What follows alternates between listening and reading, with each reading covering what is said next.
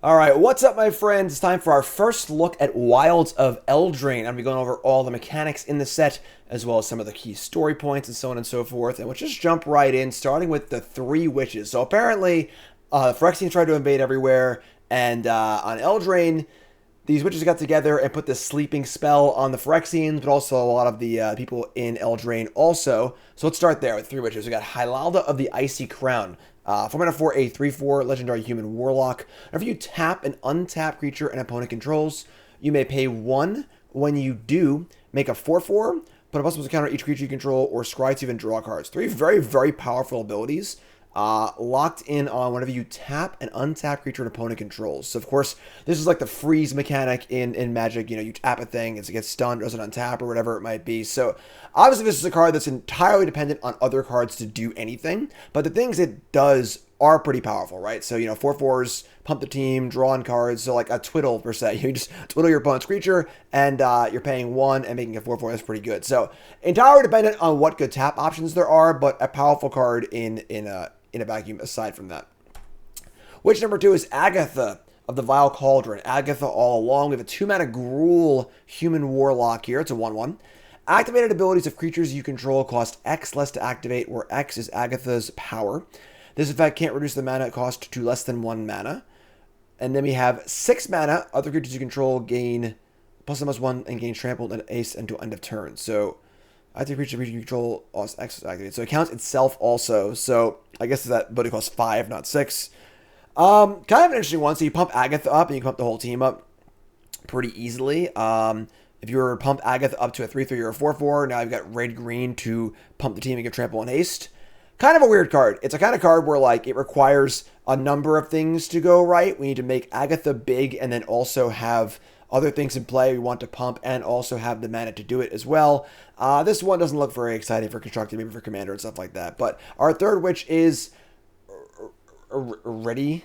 You're saying it wrong. Of a Charmed Apple, an Orazov 2/4 for 3. Each creature that's enchanted by an aura you control can't attack you or planeswalkers you control. That's pretty interesting. And beginning of your end step, each opponent loses X life and you gain X life, X is the number of auras you control. That's pretty cool, actually. It's kind of a lockdown creature. So you put auras in your opponent's creatures, and they can't attack anymore.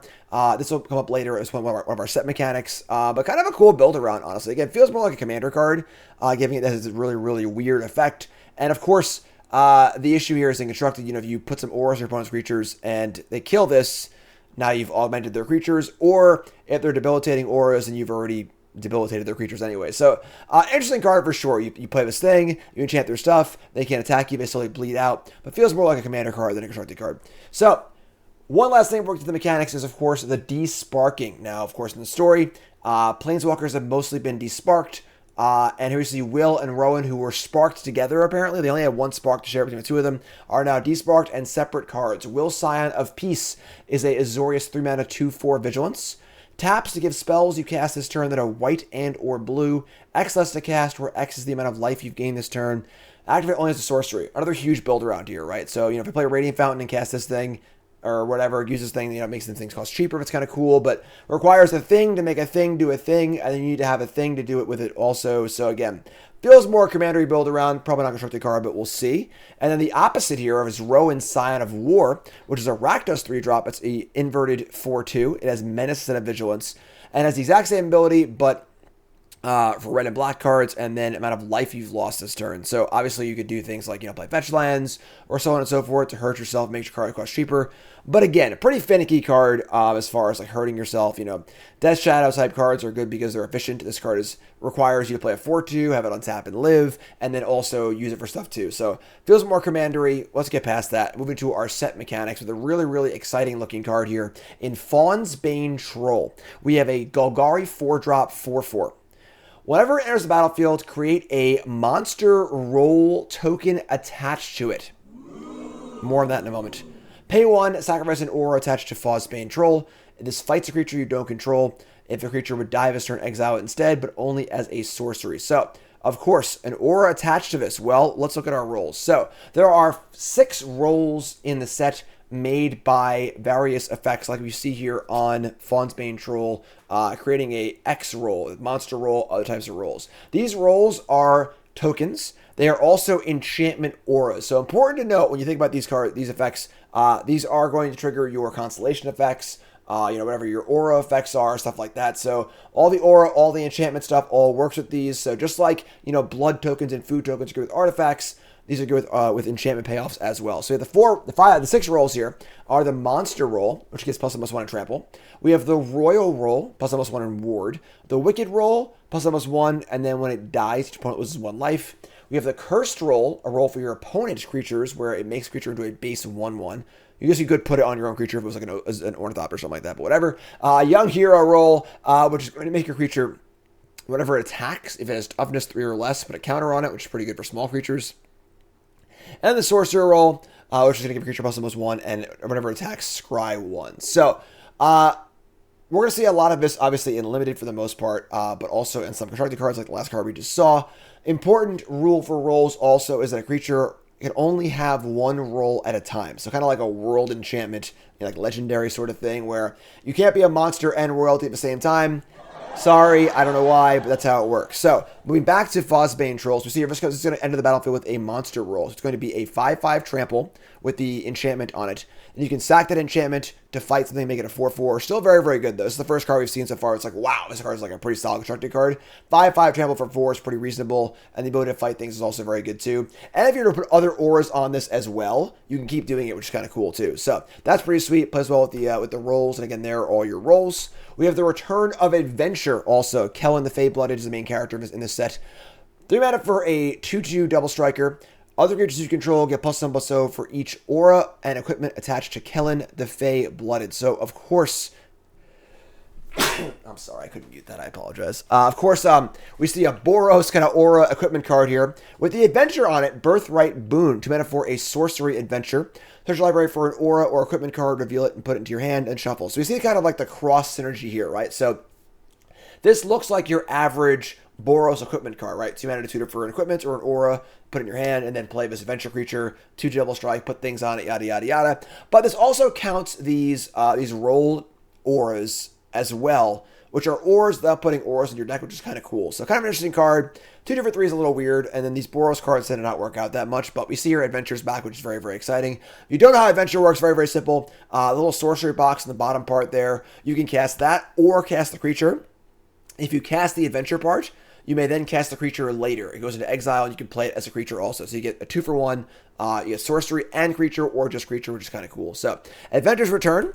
You've also got a new mechanic here in Bargain, which is pretty cool. We got Bargain means to sacrifice an artifact, enchantment, or token as you cast this spell. If you do, you get extra bonus. Basically, just got kind of a kicker effect. We have Beseech the Mirror here for black, 1 sorcery. Search library for a card, exile it face down, then shuffle. If this spell was bargained, you may cast the exiled card without paying its mana cost if the spell's mana value is 4 or less. Otherwise, put the card in your hand. It wasn't cast this way. So, this is a pretty powerful card. We have Diabolic Tutor here. 4 mana for a tutor. Not really good enough for constructed usually.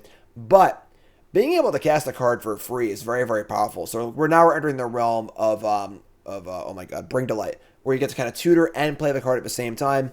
And all you have to do is sacrifice an artifact, enchantment, or token, so a blood token, or one of these aura things, or whatever, or a random squirrel token, something like that too, which is kind of cool. And that's a pretty powerful effect, being able to go get a 4-drop rust and just cast it immediately.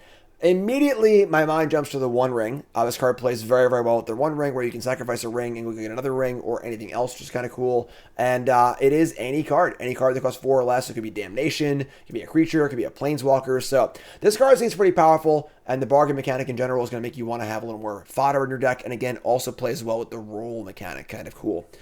Our last mechanic, I think, or new mechanic, is going to be Celebration. Very much a limited only mechanic here. I mean, we'll see, but 2 mana for a 2/3 first strike, and Celebration is an ability where it basically means that if 2 or more permanents that are not lands enter the battlefield under your control this turn, the ability turns on for the turn. So, you play a Gilded Goose and make a food token. That's 2 things. Now it's on for the rest of a turn, right? So, kind of a token payoff, kind of a payoff for putting a lot of things in play. Obviously plays very, very well with the rolls. Any roll card will also put the roll enchantment in play. That's 2 things. That's kind of cool.